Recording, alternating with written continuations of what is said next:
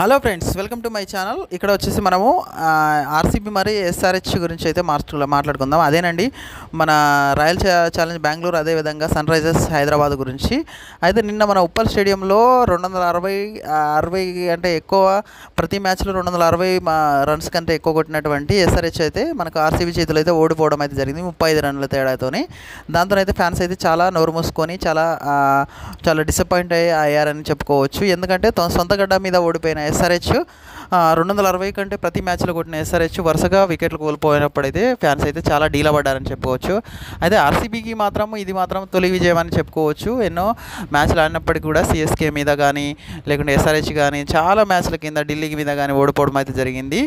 ఇక్కడ వచ్చేసి మనకు విరాట్ కోహ్లీ ఎస్ఆర్హెచ్ ఫ్యాన్స్ అయితే గోల చేస్తున్న సమయంలో సుమారుగా 250 రన్స్ అయితే కొట్టడం అయితే జరిగింది ఎస్ఆర్హెచ్ ఫస్ట్ బ్యాటింగ్ తీసుకొని.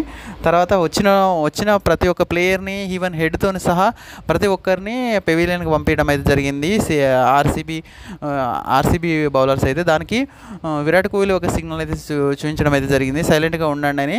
అది చాలా వైరల్ అవుతుంది ఫ్రెండ్స్. అయితే ఒక మ్యాచ్ గెలిస్తేనే ఇంత హైపా అనేది అయితే ట్రోలింగ్కి అయితే గురవుతుంది ఆర్సీబీ. అదే కదండి, ఆర్సీబీ మరి ప్లే ఆఫ్కి వెళ్తుందా లేదా అన్నది ఒక కామెంట్ రూపంలో తెలియజేయండి. అదేవిధంగా ఎస్ఆర్హెచ్ ఈ సీజన్లో కప్ ఫేవరెట్గా దిగిన ఎస్ఆర్హెచ్కి ఇది తొలి అపజయం అనే చెప్పుకోవచ్చు. అయినప్పటికీ కూడా ఎస్ఆర్హెచ్ గెలుస్తుందా లేదా అన్నది మనమైతే చూడాలి. అయితే 100% ఇక్కడ సిఎస్కే కానీ ఎస్ఆర్హెచ్ కానీ చాలా బలిష్టంగా ఉన్న, ఈ సీజన్లో బలిష్టంగా ఉన్న, అంటే చాలా కప్ ఫేవరెట్గా దిగిన టీమ్స్ అని చెప్పుకోవచ్చు ఫ్రెండ్స్. దాని మీద కామెంట్ చేయండి. పొద్దున్న ఛానల్ని సబ్స్క్రైబ్ చేయండి. జై ఎస్ఆర్హెచ్, జై ఎస్ఆర్హెచ్, జై ఎస్ఆర్హెచ్.